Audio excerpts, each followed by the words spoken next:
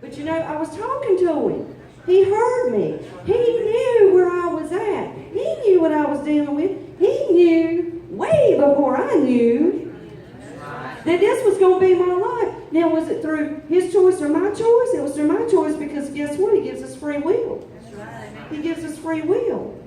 And I totally believe that for me to have gone through everything I've gone through, you know, it's hard to have a testimony when you haven't been through any tests in your life. You know?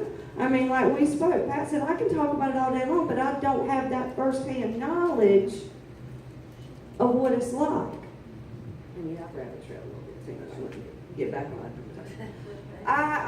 Just like we do, we try to move, we try to change friends, we try to do whatever we can do to get recovery.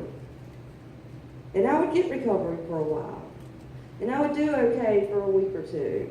And in December, after Ken died, I had moved to Sumter. Things were going good, you know, but then I began to isolate again. I found myself around Christmas time falling apart. If I saw a couple, if I saw my mom and dad and they're telling me they're playing cards and this, I didn't want to be around you. I didn't want to hear about it. I didn't want to know about Elizabeth and Nathan. I didn't want to know about Brooks and, well, I don't remember who he was dating at the time. God bless him. But anyway, it just hurt me because I had not been alone in 23 years.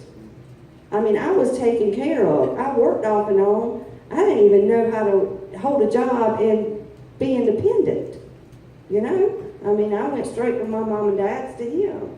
So it got worse. And I found myself completely at wit's end. I was at the point where I couldn't even get high anymore. But I just kept on and kept on. And I didn't care. I really had I didn't care whether I lived or died. I didn't. Put on top of that the depression, the lonely, the isolation, the devil. So I said, you know what? I can't go on like this anymore. I can't.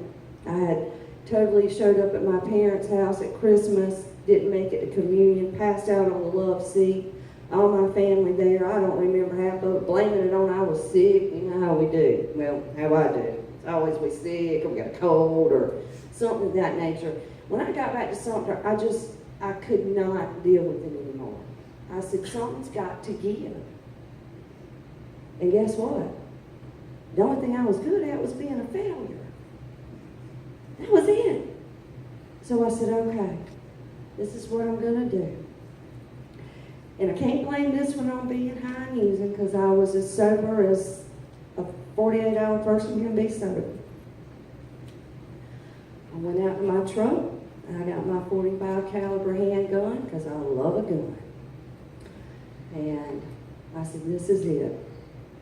This is going to, God, I can't live like this anymore. So I sat down on my brand new couch and I prayed to God and I put that chamber in that gun and I ratcheted it back, put it in my mouth and I pulled the trigger. Well, little was I not knowing what was going to happen. It went click, and it misfired. It misfired. I have that bullet today. You can see the striations in it. That .45 bullet as a reminder. I said, okay, all right, well, I can't even kill myself. Talk about failure. Great day. I can't even do that. So anyway, I finally got to the point where I needed help, and I called my brother and I said, I can't do this anymore.